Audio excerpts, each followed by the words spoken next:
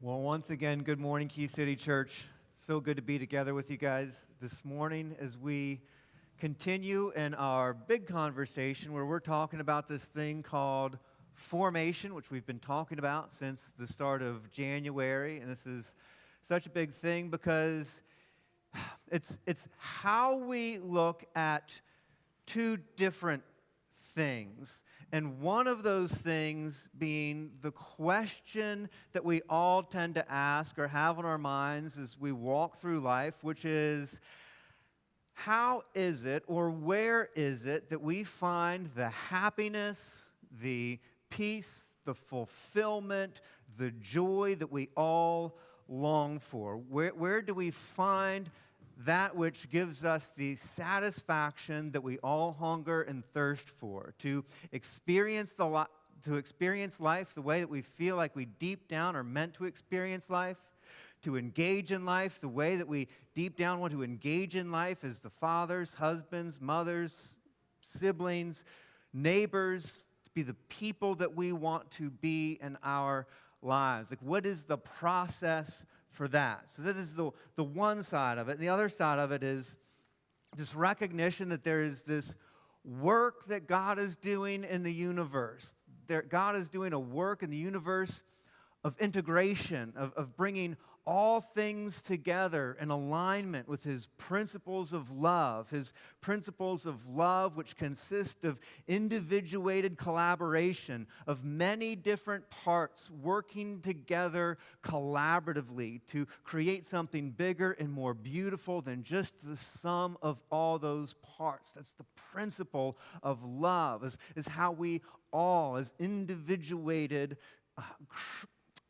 people created in the image of God, come together into wholeness to collaborate, to create something beautiful, a beautiful community. So both of these things, the work of God, of integration that God is doing in the universe, and this desire that we find in our hearts for fullness and satisfaction, the answer to both of those is the same, that God is inviting us to join Him in this work of integration that He's doing throughout the universe, that He's been doing all along. And when we do, it brings the fullness, the satisfaction, the sense of purpose and meaning and joy and peace and equanimity that deep down we're all looking for. It's what God is inviting us into. And what undermines that, as we've talked throughout this conversation, we've been having it, what undermines that, what keeps us, one, from experiencing the wholeness that God is trying to produce, and what causes the fragmentation of that wholeness into disintegration, the cause of that, the root of it, is fear.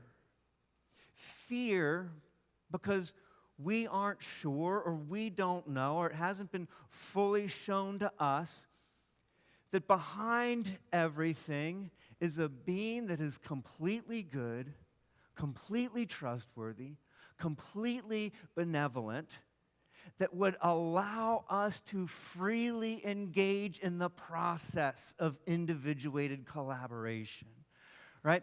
So there's this underlying fear that what if behind everything is nothing? Or what if behind everything is a being that isn't actually good, that doesn't actually have our best in mind, doesn't actually want our best for us? It's a frightening thing. It produces the fear that leads to the disintegration that we see in the world. And so engaging in this process of formation that we've been talking about, this process of becoming who God has created us to be, this process of partnering God in this work of integration that He's doing in the universe, that engaging in that process, at the core of it, is resolving that fear through the restoration of trust. That throughout human history, and as we read about God's activity through the scriptural narrative, what we find God working to do is we find God working to restore trust. Trust in Him. Because When trust is restored, it creates the internal conditions within us that allows us to move towards God and become the people that He created us to be and to experience the life that He created us to live. So this formation process that we've been talking about, at the core of it, at the core, the very center, is a restoration of trust. So we see throughout the Old Testament that God was inviting His people into over and over again, teaching them that He would provide for them, teaching them that He would care for them. And then what God ultimately did fully in the person of Jesus to demonstrate to us that if He's willing to give His life for us, then He is for us. That the God who is above and beyond and behind and responsible for all things is a God who is 100% for us, full stop. As the Apostle Paul would say, if God is for us, if that kind of God, the God who made Himself known to us in the person of Jesus, if that kind of God is for us, then what is there to fear? Right? What is there to fear? If that kind of God is for us, and it restores to us what Jesus was inviting us into, as He said, trust me, put your faith in me, believe in me, that we can have confidence in Him, and that confidence that He invited us into is trust.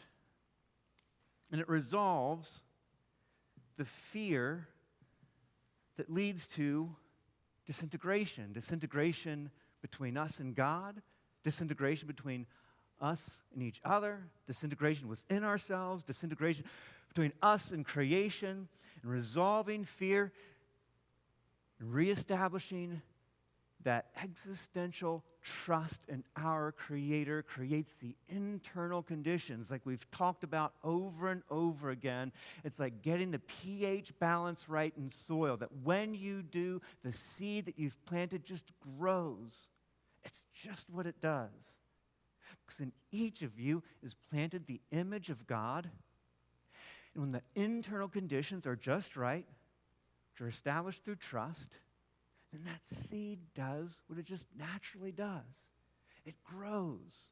The image of God within you grows. And so the whole formation process, this whole journey that God is inviting all of us into, is a journey of restoring trust. So throughout this, we've been talking about how do we partner with God to restore that internal condition of trust that comes from knowing that God is as good as He's made Himself known to be in the person of Jesus. And so, we've talked about trust, and we've talked about how maintaining this internal condition of trust, there are 3 practices, 3 habits, 3 things that we can do to maintain that internal condition of trust, that we maintain an awareness that if change starts with the condition of our hearts, an internal condition of trust or fear, if change starts with the condition of our hearts, then really even before that, it starts with knowing the condition of our hearts, knowing when we're in a state of trust, knowing when we're in a state of fear,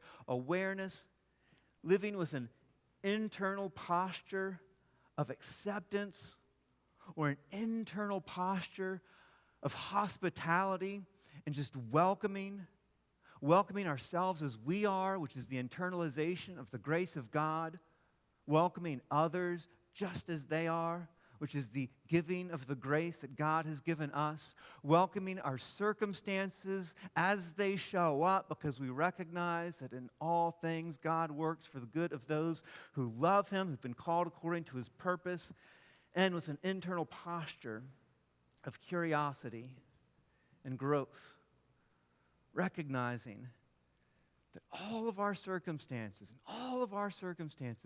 God is inviting us deeper. He's inviting us further. He's building out greater capacity within our souls in all of our circumstances, that your life and all of your life and all of its aspects and all of its challenges and all of its difficulties is God's gymnasium for the development of your soul. And so it's a welcoming of ourselves, others, and our circumstances with a sense of curiosity and growth. What is God inviting me into here? So that's at the center of this. And as we've reiterated week after week, what reinforces this is formation within three realms. One is worldview, where we recognize that when we see as Jesus sees, the most natural thing in the world to do is to live as Jesus lived. That as we see reality as it is, it changes the way that we show up and experience reality. The realm of our habits, which recognizes that what we do consistently shapes who we become eventually, that Jesus invited us to not just hear the word, but to do it. And so it's learning to set aside the fear-driven habits that lead to disintegration and learning how to develop the habits that are in alignment with Jesus' way of love. That these two reinforce trust and reinforce each other. And then this third realm,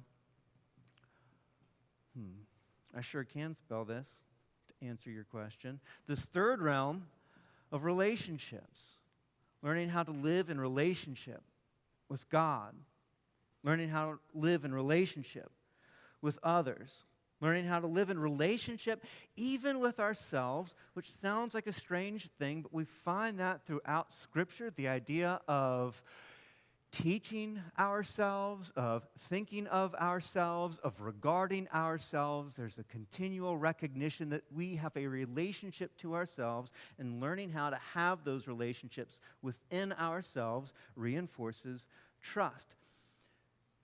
So the whole idea at the center of it is the reestablishment of trust. And all of these areas are the formational areas that allow us to restore and reestablish the trust that frees the image of God that's already planted within you. And so this whole month, we've been talking about and deep diving into worldview. And we've recognized what the Apostle Paul wrote to the followers of Jesus in Rome, where he was reminding them of the beauty and the goodness and the grace of Jesus, how trustworthy he is. And he's inviting them to lay down their lives, to give their lives as a living sacrifice, holy and pleasing to them. And he said, and this is how you do it. He said, don't be conformed to the pattern of this world. Don't just model your life after everybody else's life. Don't just do what everybody else is doing, but instead be transformed, be changed, be made whole, be restored by the renewing of your mind. The renewing of your mind. And the idea behind this is that Jesus didn't come to make bad people good. Jesus came to help people who couldn't see reality more clearly. To help people who didn't understand come to a clear understanding. Jesus came to turn the lights on so that we could see fully what God is like and to see fully what reality is all about. Right? And so when we do, Paul's point is, when we see as Jesus sees, we live as Jesus lived. I mean, think about it. If you could see God with the same clarity that Jesus saw God in your day-to-day, moment-to-moment, walking around life, if you could see the pleasure that God takes in you and the patience that God has with you and the love that God has for you, if you could see it, would change the way that you lived. If you could see the love that God has for every single other person, if you could see their infinite value and glory, if you could see the image of God in them, you would treat people different. You just would. It would just be what you did. Be the most natural thing in the world to do. if you could see eternity, if you could see beyond death and know, like our lives don't end at death but go on eternally, if you could see the eternal beauty in the presence of God forever, it would change what we valued. It would change what we prioritized. It would change the way that we experienced and showed up in our lives. It's just what happens. And so the point that Paul's making, and the thing that we recognize in worldview formation, is that when we see the world clearly, when we see reality clearly, it changes.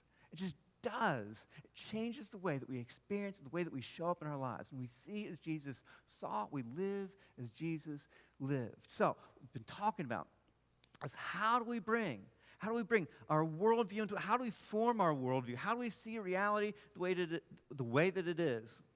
This is what we talked about. What we talked about last week was that we recognize there's reality, right? There's the way that reality actually is. And then there's the bringing our beliefs into alignment with how reality is, integrating what we believe with how reality actually is. We introduced this process. We unpacked last week. We said it's the result of trust-based commitment to freely pursue what is true through community, contemplation, and practice. It's the recognition that until we have complete and perfect knowledge, we're going to remain committed to being curious about what is true over proving that we are right. That as long as we are committed to proving that we are right, our mind is closed and can't take in any new information. As long as it's in that condition, we can't grow. We can't bring beliefs into alignment with reality, which is fine if you have complete and perfect information. But until you do, we remain above the line in a state of trust, committed to being curious about what's actually true, and we recognize, do it freely. That Jesus came to free our sin-laden conscience, right? To use very biblical terminology, right? He came to free our conscience so that the Spirit of God could work in and be revealed through and guide us into truth through our freed conscience. And so being able to seek truth freely is central to bringing our beliefs into alignment with the way that reality actually is, because it's what allows the Spirit of God to operate within us so that we can collaboratively move towards truth together. And we do it in the contexts of community. We talked about last week. We each only have one life that we live, that we view through one perspective. We get a perspective on reality, but we grow so much more when we open ourselves to seeing through other people's lenses and other people's experiences and other people's perspectives. So it's moving towards truth freely in the context of community. That's why we at Key City Church, we love and celebrate the diversity of perspective. We don't draw boundaries around what is true and require everyone to stay within those boundaries. We celebrate the fact that there's a diversity of perspective, and we share those with each other because we think it's necessary for us to move further and closer towards what is true. Within the context of contemplation, as we spend time in the presence of God, chewing on spiritual realities, chewing on revelations of truth, and understanding them in God's presence through quiet contemplation and through practice, where we actually live out the things that we're learning. We test drive a view of reality to see, does it live the way that it promises to live, and then basing our understanding of reality based on that. So we've unpacked that last time. If you missed that, highly encourage you to go back and internalize that and understand where we're coming from with that piece. Because as we do that, as we engage in that process, it's one more thing that we talked about before, and then we're going to be finished with the review, I promise. As we do that, we continue filling out our map. Our internal map, like we talked about, our beliefs are like maps of reality. Just like a map isn't the reality itself, our beliefs are representations of reality. And our representation of reality includes how we see ultimate reality. What is it that's behind everything? It consists of what we believe to be sources of truth. So how can we know what is true? It consists of where we have come from, where we are presently, what is going on in the present, and where things are headed ultimately. What does the future hold? It consists of what we believe about others and what we believe about ourselves. That as we engage in this process of trust-based commitment to freely pursue what is true, we're consistently going back and revisiting what we currently believe and what we currently fill in each of those boxes. So we're keeping track of, we're growing, we're modifying our beliefs about reality, right? As we ask really good questions, and this is something we're going to get into as we continue to move along as a community, is learning how to ask really good questions and contemplate those questions and how to discuss and work through those questions as a community. Questions like, is there a God? And if there is, how would we know?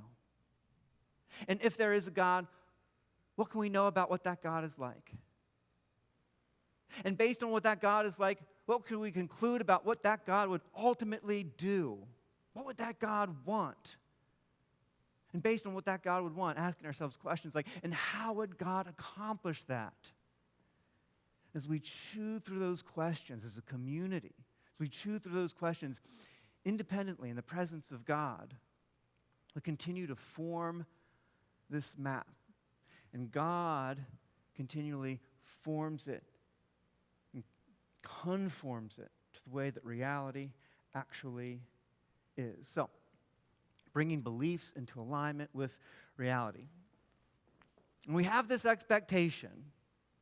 And the expectation is, as our beliefs conform to reality, as we see reality as it is, that it actually changes the way that we experience life. That as I see as Jesus sees, it actually restores in me a sense of peace, a sense of trust, a sense of joy. It restores in me what I expect to happen, right? It's kind of like walking through a dark room that you haven't walked through before, right? And as long as the lights are off, you can't quite see how the furniture is arranged. And you bump into things along the way. There's friction along the way. There's banged up pinky toes along the way, right? How terrible is that? But if somebody flashes the light on real quick and flashes it off again, when you see the room in that moment, you capture it in your mind, and you try to remember what the room looks like, and then you navigate through the room based on what you saw, right? And when you can see the room as it is, and you can see the orientation of things as they are, you navigate through the room with a lot less friction, right? It's a lot less damage to shins and pinky toes, right? It's a lot better. It's a lot more frictionless. When we see reality as it is, we live in more frictionless alignment with reality. We find that life just works. This is our expectation. So the question is, as we align our beliefs with reality, why is it that we so often don't experience that? Why is it that we still, as we align our beliefs with reality, why do we still experience friction? Why do we still bump into things? Why do we still have difficulties? Why do we still find ourselves in a place of fear rather than coming from a center of trust? Why aren't we finding our internal conditions being restored as our beliefs come into alignment with reality? And the reason is, we said this the first week, is because there's a way that we believe about reality, but there's also the way that we see reality in our moment-to-moment walking around lives. That it's one thing to change our mental map and our beliefs that align with reality. But then there are the circumstances that trigger old ways of thinking. There are the events that happen that trigger old ways of believing, that trigger old ways of seeing God, that trigger patterned, habitual beliefs about the way that we've seen ourselves, that trigger patterned and habitual beliefs that we have or used to have about people. So the process of worldview formation isn't just about aligning beliefs with reality, integrating beliefs and reality, but integrating the way that we see moment to moment with our beliefs and ultimately with reality. It's kind of like this. I'll give you an agricultural illustration. If you imagine a farmer who has for years and years and years walked from the front porch of his house to the barn, and after years and years and years has walked the same path over and over, what happens to that path is that the grass gets worn down, eventually the grass goes away, the ground along that path becomes beaten down and hard. The bumps become smooth. Everything becomes worn away. And the more that farmer walks the path, the easier the path is to walk. And then one day, the farmer's sitting on the hill that overlooks his farm, and it realizes that the path that he's taken all these years from front porch to barn isn't the most efficient or direct route to the barn. In fact, it's costing him time every day. And he realizes, if I walked this way instead to the barn, it would take a lot less time. It would be even easier. So from the hilltop, he makes up his mind, that's a better path. I'm going to start walking a new path. So far, so good. And so he does. But what we recognize is that new path isn't a path yet. Right? It's grassy, it's bumpy, it's not obvious. But the other one, beaten down, smooth, easy to walk. And when the farmer's conscientious about it, when before stepping off his porch he reminds himself, walk the new path, he walks the new path. But when he's in a hurry, when he's distracted, when he's not giving conscious effort, he naturally does what? Walks the old path. It's so much easier, so much smoother. Nothing's grown over it. Oh, but the more he reminds himself, the more he tells himself the new path is better, the more he walks the new path. And the more he walks the new path, the more it wears down, the more it gets smooth. And the more the old path grows over, until the new path becomes the reflexive, automatic path that he just now walks every day. This is the same thing with aligning how we see with how we believe. You've had beliefs that you've carried with you your whole life, a way that you've seen God, a way that you've seen people, a way that you've seen yourself, and there's internal neurology built around those beliefs. They're neurological pathways that are really easy for your brain to walk down, that in a reflexive, not very conscious, not very aware state, it's really easy for you to walk down those neurological pathways again and see God the same way you always have and see people the same way you always have. And so what we have to do is we have to build practices into our life like the farmer so that we remind ourselves to walk down the new path and develop new neurology around new beliefs that are coming into alignment with reality. And as we walk down those new neural pathways, we reinforce them and the old ones grow over. And the way that we see moment to moment begins to align with what we believe about reality, as what we believe comes in alignment with reality itself. Now, a couple ways that we do this. These are going to be things that we refer back to over and over as we continue our teaching here at Key City Church, as we continue learning together as a community. These are going to be practices that we refer back to consistently because it's how we take new beliefs and we integrate those beliefs with how we see life, reality, God, ourselves, others, in our moment-to-moment walking around lives.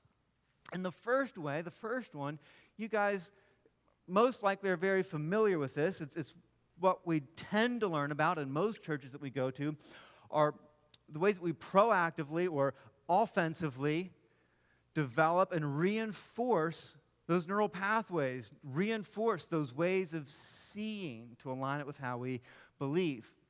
And those proactive ways really are just simply reminding ourselves to see according to what we believe, right? It's reminding ourselves to see according to what we believe. It's like the farmer standing on the porch and before he steps off, reminding himself, today I'm walking the new path. Today I'm reinforcing a new way of getting to the barn. It is developing practices in our lives. We always recommend practices in the morning around taking time to remind yourself of how you want to see reality. Practices like the one that Amber introduced us to this morning. Practices that are prayerful, practices of meditation, practices of contemplation. They can be practices of affirmation where you take the way that you want to see reality. And maybe you just take one of the boxes of how you want to see God throughout your day. And you start your day with just an affirmation, just reminding yourself of who God is and the ways that God is at work in your life in the moment to moment. It's reminding yourself of what you want to see before stepping into your life and having your beliefs shaped by the things that you see and the things that you encounter moment to moment, right? Even Jesus made time for this, right? The physical, the visible is so overwhelming. It is so overpowering in our moment-to-moment walking around lives. The visible, the tangible, reminds us of all the old ways that we used to see. To counteract that, we have to be actively reminding ourselves of there's more to reality than what we see. And it's so important that even Jesus took time to do that, right? Throughout his life, we find him pulling away from teaching, pulling away from the crowds to have time alone with his heavenly Father, time in prayer, time in meditation, time to remind himself there's more going on than what I see in the moment to moment, and we need that too.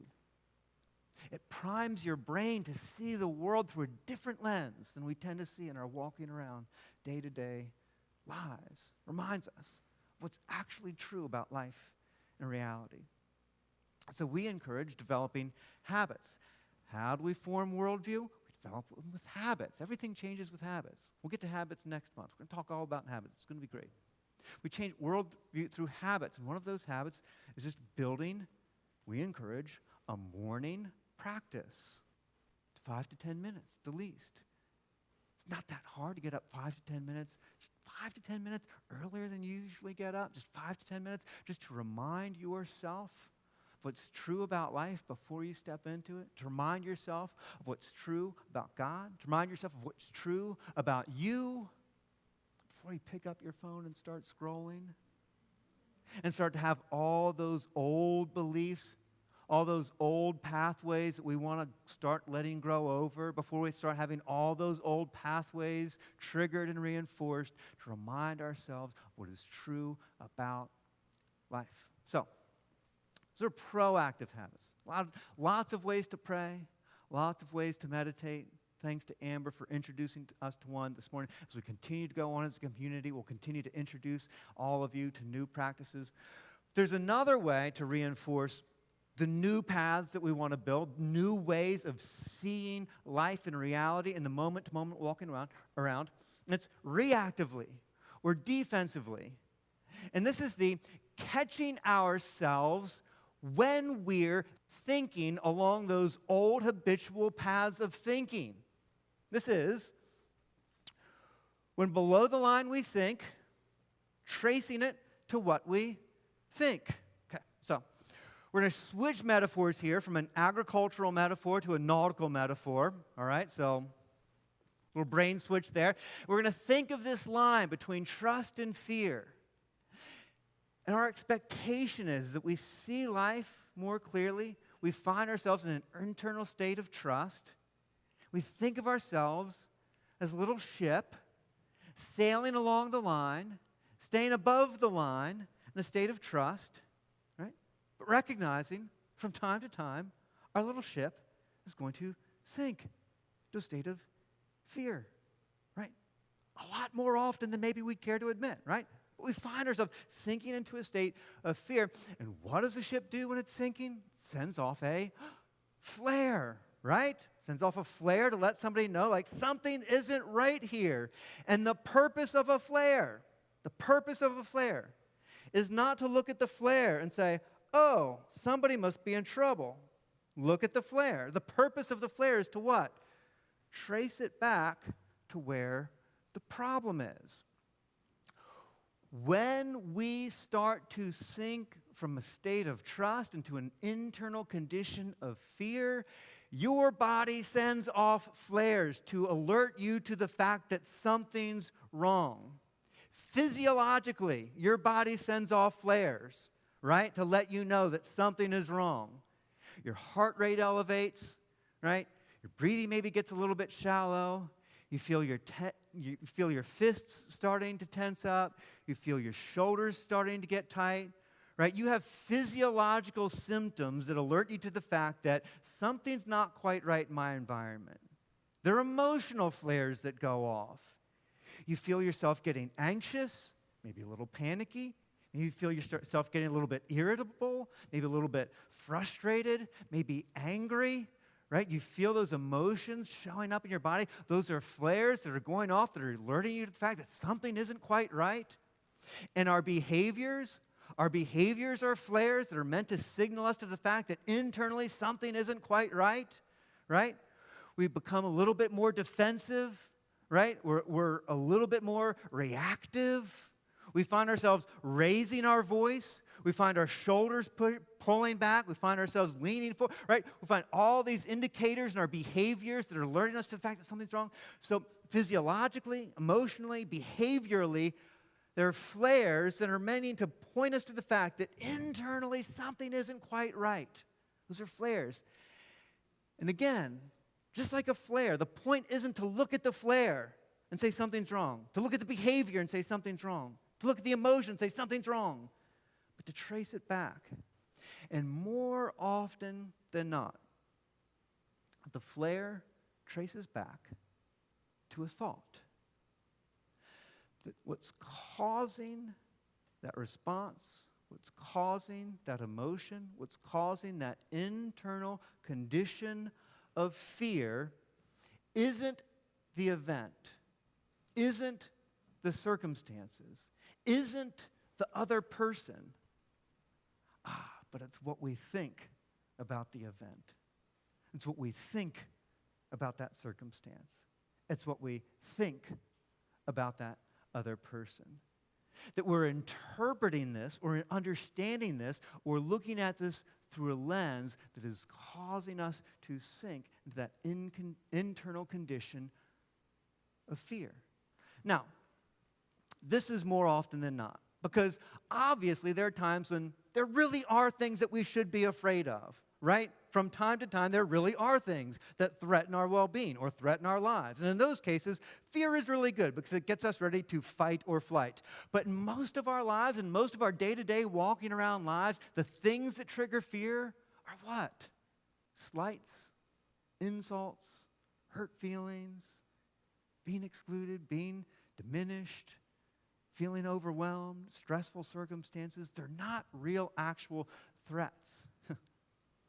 And what causes them to trigger an internal condition of fear are not the events, not the people, but the way that we think about those events, the way that we think about those people. So, the reactive, the defensive way of bringing the way that we see into alignment with what we believe is noticing when we're shifting from a condition of trust into a condition of fear, and then tracing that back to the belief, the misbelief, the misunderstanding that's causing it, and correcting it. There's just a real simple way to do this. And you can master this. We can all master this. It starts, again, with awareness. Being aware. Being aware of our internal condition. Awareness is simply taking our lenses, which tend to be turned outward into our environment and circumstances, and developing the habit of turning our lenses inward to notice what's going on internally. To develop an awareness so that we can recognize when we're slipping from a state, an internal condition of trust, to an internal condition of fear. To notice the physiological signs, to notice the anger, to notice the frustration, to notice the defensiveness, to notice when those things are showing up, because they're meant to be reminders. They're flares. They're meant to draw our attention to something. So the first thing is just to become aware of when that's happening, to be able to recognize, oh, I'm slipping into an internal condition of fear right now, just to notice it.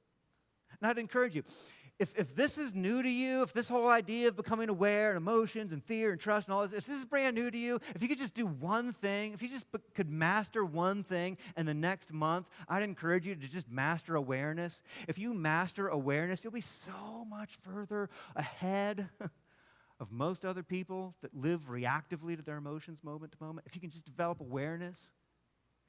As you become more aware of your internal condition, am I above the line or am I below the line? As you develop awareness, every time that you become aware, every time that you just notice, every time that you just check in with yourself and ask yourself, where am I? Internally, this is going to sound so dumb. Internally, just throw yourself a party. Like every time you do that, every time you check in and say, am I above the line or below the line right now? Just like imagine, this is so stupid, but do it anyway. It's so good. Just imagine like party hat and confetti falling down. You did it. You checked in to notice your internal condition. And Jesus would say, good job, because the good man brings good out of the good stored up in his heart, and the evil man brings evil out of the evil stored up in his heart. Noticing your internal condition, as Solomon would say, guard your heart, pay attention to your internal condition. Solomon, Jesus, I would, and you should all celebrate every time you notice your internal condition. Throw yourself a party every time you practice awareness. When you become aware, notice that you're slipping into a condition of fear. The next thing to practice, the next thing to master, once you get the awareness piece down, the next thing is acceptance. Don't skip acceptance. We want to skip acceptance and go straight to, oh, I shouldn't be in fear, I should be in trust. Oh, I shouldn't feel this, I should feel this. Oh, I shouldn't be reacting this way, I should be reacting this way. You know what that does when we're in a state of fear and defensiveness and reactivity? When we tell ourselves, I shouldn't, or you shouldn't, or this isn't okay, it makes us even more reactive and defensive. It doesn't work. You know what works? Is grace. That's why Jesus lavished grace on us. That's why he poured grace out on us, because grace is the restorative mechanism that returns us to trust. So, instead of skipping acceptance and saying, I shouldn't, or I need to, or this isn't okay, instead, recognize I'm in a state of fear, I'm below the line. Can I accept myself for being in a state of fear? Can I accept myself for having these emotions? Can I accept myself even with these behaviors? Can I accept that this is the reality right now? Just to accept it. To recognize that in this state of fear, in this state of reactivity, in this state of anger, I'm accepted by my Heavenly Father. And I'm going to internalize that acceptance and accept myself in this moment. It lets our guards down. We're not defensive there. And you know what starts to happen? From that moment, we start to shift already. We start to shift from a place of fear back to a place of trust. And lastly, if we just get curious in that place, when we notice that we're below the line, when we accept ourselves for being there, we just get curious around, what am I believing right now that's causing me to be here? What is the belief? What is the belief that's causing me to react? What is the belief that's causing me to feel fear here? And to explore that belief and to get curious around it. So, here's what this might look like. Right? My favorite example, because we all know this, the driving down the road, trying to get home from work example in rush hour, and that guy who's in more of a hurry than anybody else, who cuts right in front of you and almost pulls off your bumper, and the exit has been coming up for 2 miles, but you wait until the last second, and you have to get over right in front of me. In the physiological response that we have to this, right?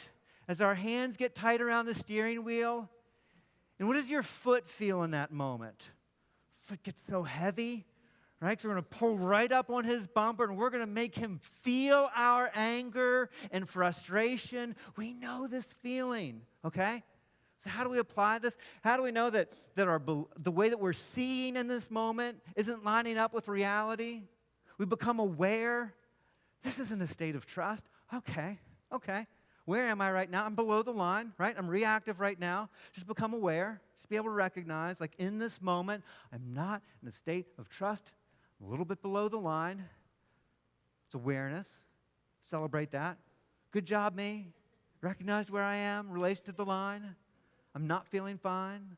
I'm a little below the line. It's good. Good job, me. Can I accept myself for being here? Can I just be okay with that? Can I be okay that I feel angry? Can I feel okay that I feel defensive? Can I be okay? Can I accept myself for feeling like for wanting to pull up on it? Can I accept myself in this space right here that I'm feeling a little bit hot, running a little bit warm in this moment? Yeah, okay, this is normal. Can I get curious about what belief is driving this right now? What is the belief that's driving this reaction? Oh, of course I'm angry. This guy, cut me off. His complete disregard for my safety. He's completely disrespected me. Feels like he's targeted me, and just get curious around that. Is this true? Can I know that this is true? Is this really true? Is there a better way to see this? And maybe I'm trying to reinforce a belief around recognizing, you know what? Just like me, maybe everybody else is doing the best they can. And just like me, they make mistakes too sometimes. Maybe I'm trying to reinforce beliefs about extending grace to others. How can I see this? What would it take for me to drive like that? What would have to be true for me to do that? For me to make that kind of mistake? Things would have to be pretty bad. There'd have to be an emergency at home. My kids might be in danger for me to drive like that. Well, maybe that's the case. If that's what will cause me to do that, maybe that's what's going on for them too. Now I can see this differently. I can see this in a way that allows me to give grace. Now everything changes. Everything changes. Because now I'm seeing the way that God is inviting us to see. We can apply this throughout our day. We can apply this in our relationships. We can apply this at work. Just the ability to just pause and become aware. Am I sinking below the line? Can I accept myself for being there? Can I get curious around how I'm seeing this that might be out of alignment with what I actually believe? And bring the way that I see into alignment with what I believe and alignment with reality. Simple practices, simple things to master. Learning to see, integrating the way we see into the way that we believe, and integrating what we believe and how reality actually is. And as we continue to develop these practices, these habits, what we find is that we begin to form the way that we see the world.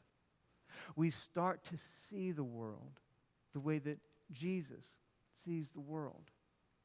And what results is the most natural thing in the world, is that as we do, we just start to live as Jesus lived. We start to experience life the way that God experiences life. And we find that trust is restored as we look around and find ourselves living at home in the universe, living at home with God, living from a sense of trust. Because there's a God who's behind everything, who's just as good as he's revealed himself to be in the person of Jesus, who's inviting us to live at home in the universe. And as we see through his eyes, we become conformed to his image. The soil of our hearts is set to the right condition. And the seed just grows, because it's just what a seed does when the conditions are just right. You are the light of the world. Within you is planted the image of the divine, who wants to find expression in and through you to bring restoration to your life. That in being restored, you bring restoration to the lives of others. You, the light. Will you guys pray with me? Father, we are so grateful for you. So grateful for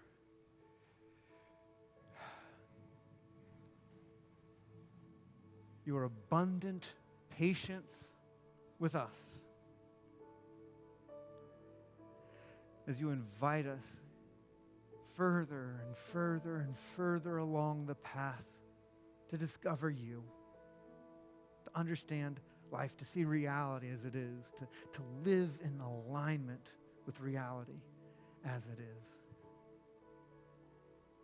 Oh, and you've set the circumstances perfectly to grow our souls, to expand our perspective.